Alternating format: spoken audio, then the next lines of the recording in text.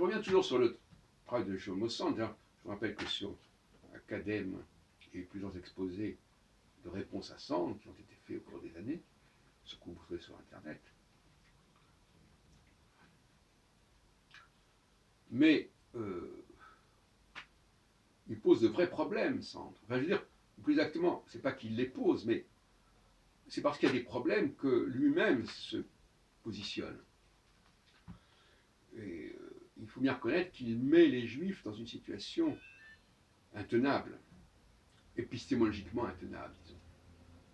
Parce qu'il n'est pas facile de dire ce que sont les Juifs.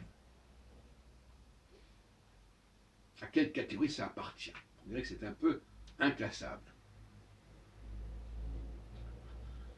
Alors, il y a tout un débat sur la diaspora chez Sand. Il dit que. Alors, il tient une position qui est assez comique, je dois reconnaître. Les vrais Juifs se seraient convertis à l'islam, et ce qu'on appelle juifs aujourd'hui seraient des non-juifs convertis au judaïsme. Comme ça, carrément, on est dans le brouillard total. Les vrais sont des faux, les faux sont des vrais. Ben bref. Donc personne ne serait vraiment juif, parce que les vrais juifs seraient les Palestiniens, les Arabes palestiniens, ou les Arabes israéliens. Et justement, c'est ça qui m'intéresse. Parce que, au fond, pourquoi pas? Le fait qu'il y ait des Arabes palestiniens en Israël, donc on ne parle pas de la Cisjordanie, là, notamment en Galilée, parce que la Galilée, c'est quand même le fief des Arabes palestiniens, y compris d'Aïr Haïfa, où il y a beaucoup d'Arabes aussi, mais il y a notamment Nazareth, qui est la ville de référence de Jésus, en passant. Et, ou la forme Inri, Jésus de Nazareth, roi des Israélites. Et, au fond, sans se convertir au judaïsme, ces Arabes israéliens seraient de nationalité israélienne, comme le nom l'indique. Donc ils se seraient convertis, enfin c'est ma théorie, vaut ce qu'elle vaut, ils se seraient convertis au judaïsme par le biais de leur appartenance en tant que citoyens israéliens. Ce serait une façon de répondre à Sand en lui disant après tout pourquoi pas. C'est une forme de conversion au judaïsme par des moyens un petit peu détournés, mais le fait qu'ils acceptent de vivre en Israël, ce n'est pas rien. Et ceux qui sont partis, sont peut-être ceux qui ne se sentaient pas juifs, ou les gens qui ne se sentaient pas proches. Bon, le fait que des Arabes israéliens, parlant l'hébreu en plus, plus souvent, acceptent de vivre en même temps que les Juifs, et cela, on ne parle pas de leur séparation, de leur disparition, enfin de leur évacuation, montre bien qu'il y aurait peut-être quelque chose de cet ordre-là, d'un reliquat de Juifs qui seraient des Arabes israéliens passés ensuite au christianisme, ou puis à l'islam, et puis qui seraient revenus à l'israélisme en quelque sorte, au XXe siècle. Pourquoi pas? Pas complètement aberrant. Mais ça ne résout pas le problème global, bien évidemment. Mais je reconnais que quand j'écoute les uns et les autres, on sent un malaise. On ne sait pas très bien de quoi on parle, finalement. Et il faut être extrêmement prudent dans sa façon d'analyser l'histoire du peuple hébreu, du peuple juif.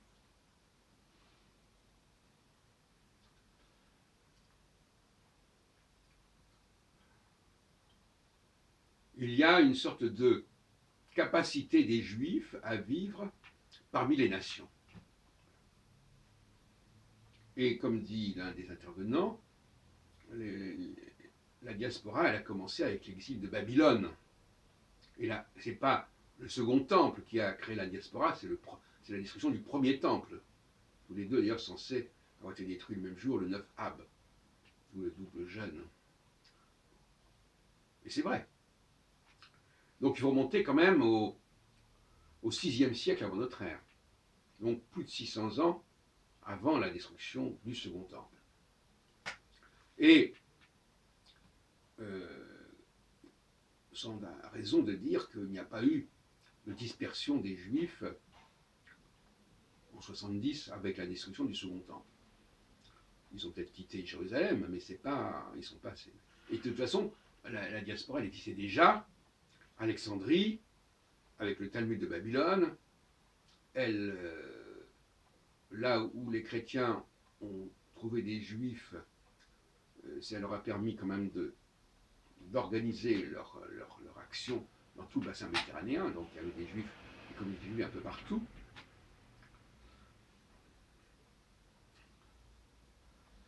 Et il y a cette capacité des Juifs à se reconnaître en tant que tels dans des coins extrêmement divers, sans avoir de territoire, en s'assimilant plus ou moins, ou s'intégrant plus ou moins dans les différents pays, ce qui crée leur diversité quelque part. Et à ce sujet, le judaïsme français, lui aussi, il est victime d'un processus national, au sens où il y a un déni des différentes origines des Juifs de France, par les Juifs eux-mêmes.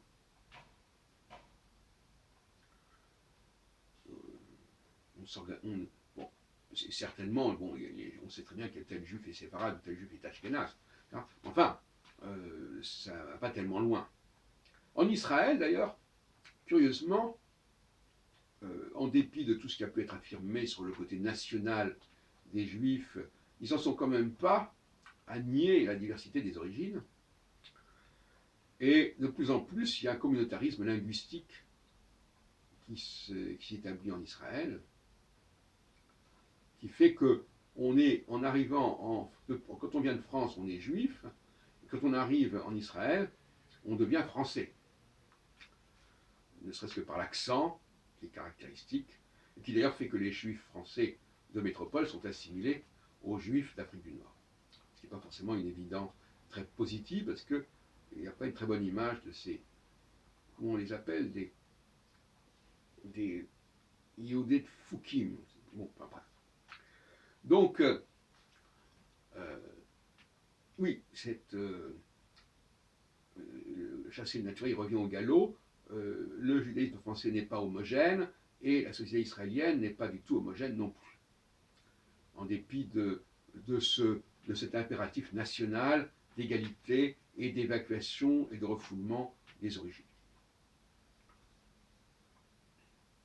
Donc, mais j'en ai déjà parlé par ailleurs, donc, alors on ne peut pas parler non plus de race juive, paraît-il, ce qui permettrait quand même de clarifier les choses.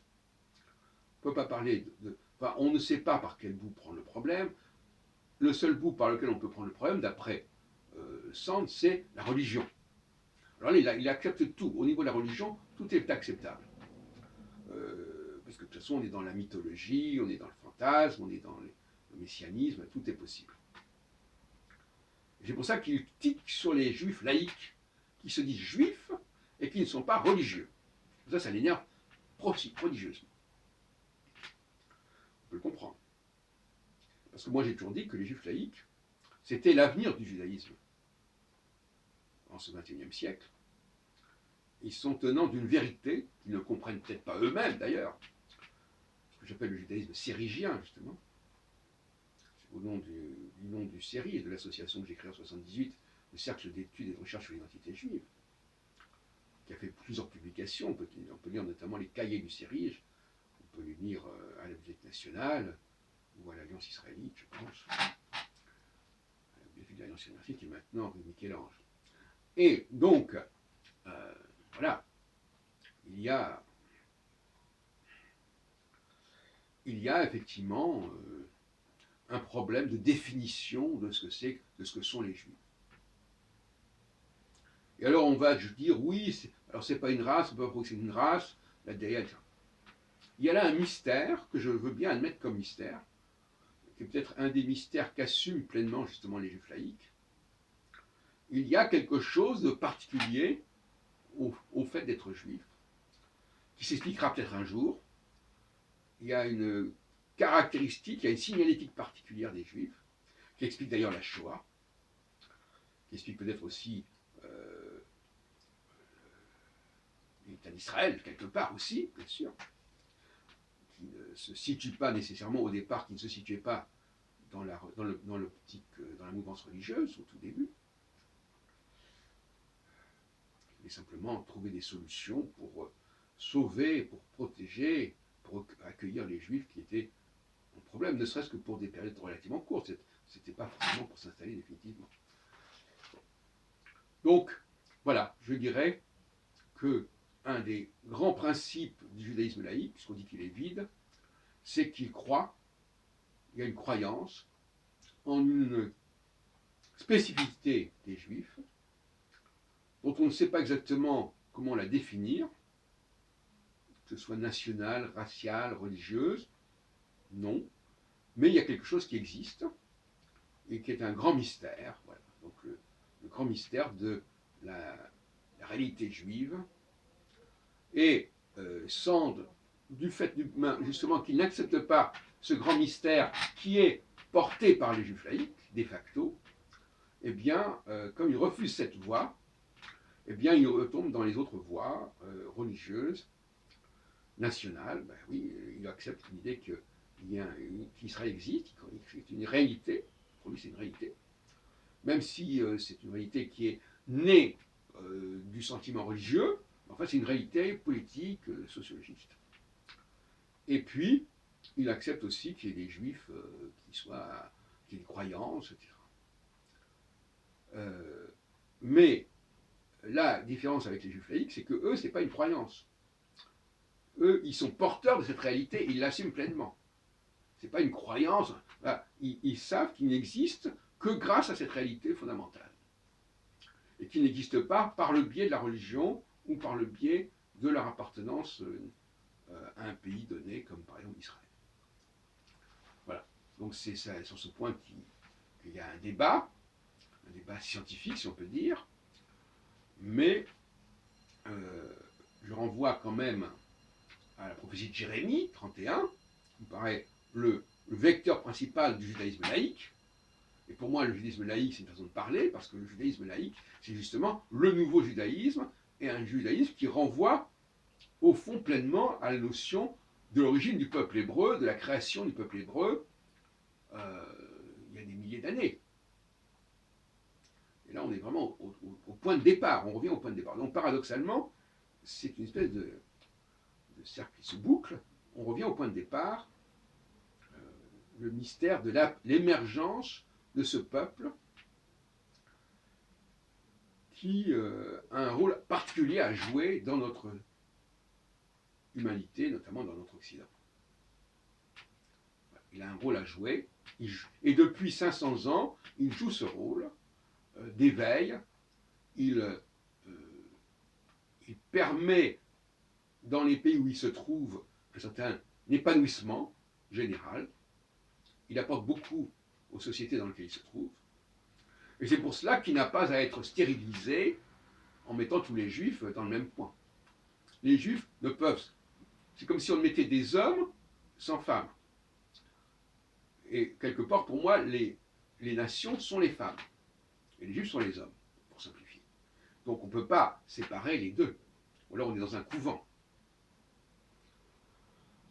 C'est là que ma critique fondamentale du sionisme, c'est on n'a pas le droit d'isoler les juifs, ni en Israël, et a fortiori, bon, même si c'est une référence un peu affreuse, la concentration des juifs, les camps de concentration, n'est pas non plus très rassurant non plus. Bon, donc finalement, les juifs ne sont pas faits pour, et on retrouve la notion de diaspora, c'est-à-dire que les juifs sont faits pour vivre dans la diaspora au milieu des nations, ils n'ont pas à être rassemblés en quoi que ce soit, même dans le cadre du ghetto, qui est déjà une forme de rassemblement qui n'est pas souhaitable. Et en même temps, c'est lorsqu'ils vont être dispersés qu'ils vont perdre leur identité. Parce qu'il y a quelque chose de plus profond, de plus puissant en eux, qui va toujours émerger, qui va toujours ressortir, et qui sera toujours perçu quelque part, même si ça n'est pas formulé dans les termes traditionnels de l'État, de la religion, de la langue, etc., etc. Les Juifs se reconnaissent au XXIe siècle, et ça date quand même depuis quelques siècles, par leur génie, par leur présence au plus haut niveau de la recherche scientifique. Et on a toujours ce fameux trio Marx, Einstein, Freud, et qui dépasse complètement. On peut très bien être juif et adopter telle et telle religion, comme on peut être juif et être dans tel et tel pays.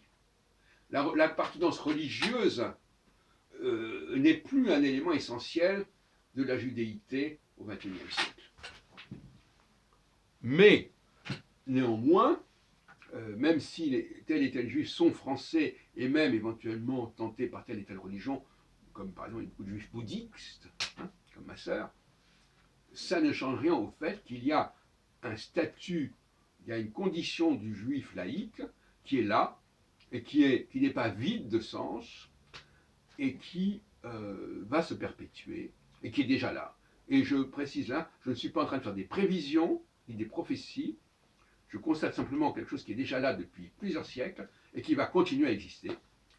Et les Juifs ont vocation à rassembler, justement, ils ont une vocation impériale dans ce sens-là, ils ont vocation à connecter la diversité, à gérer la diversité dans tous les domaines, quels que soient, à décloisonner les disciplines et à comprendre, à accéder à ce qu'on appelle la subconscience. Ce qui a bien illustré d'ailleurs à la fois par Karl Marx avec la théorie de la lutte des classes, ou par Freud avec sa théorie de la psychanalyse, et du subconscient, etc.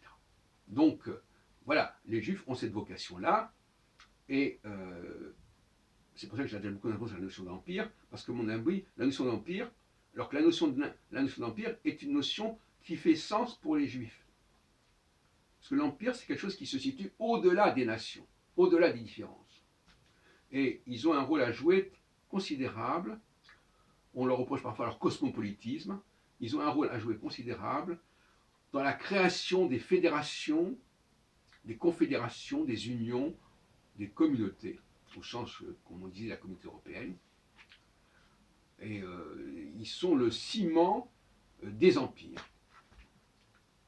Mais ils ne sont pas un élément constitutif de ces empires, ils sont plutôt le pivot central des empires. Et en ce sens-là, ils sont le pivot de l'État impérial. Parce que pour moi, l'empire ne peut exister que sans l'État, qu'avec l'État, pardon.